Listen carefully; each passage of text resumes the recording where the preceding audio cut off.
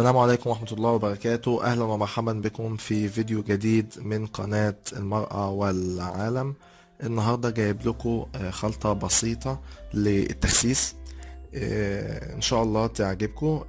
بنتكلم عن خلطة الزنجبيل مع النعناع مع الشاي الأخضر. المكونات بتاعنا زنجبيل، معلقة زنجبيل، معلقة نعناع، وباكت شاي أخضر. أوكي. طبعا الفوائد بتاع الخلطة دي كبيرة جدا ومكوناتها بسيطة عشان المعدة، بس عشان انتوا عارفين طبعا ان المواد زي الزنجبيل مؤثرة شوية على المعدة، فاحنا معلقة واحدة فقط، والنعناع معلقة واحدة فقط. طيب ايه الفوائد بتاع الزنجبيل مع النعناع؟ مشروب سحري. الزنجبيل مع النعناع بيحسن من عمل الجهاز الهضمي، يقي من عسر الهضم والإمساك والانتفاخات والزيادة الكبيرة في الوزن، وده عن طريق انه بيحفز افراز الانزيمات المساعدة على تحقيق ذلك.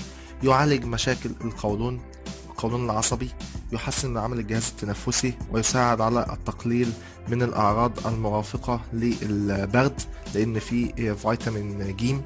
يقي من مشاكل الأسنان، التسوس، يعالج مشاكل السل ويقلل من حدة الصداع، ويحسن من الحالة المزاجية ويقلل من التوتر والاكتئاب. كل دي فوائد النعناع مع الزنجبيل. وطبعا الشاي الأخضر، تقريبا معظم الأبحاث الأخيرة كلها بتتكلم إن الشاي الأخضر مهم جدا لحرق الدهون في الجسم، حيث أن 3 أكواب من الشاي الأخضر يوميا يعمل حرق 200 سعر حراري.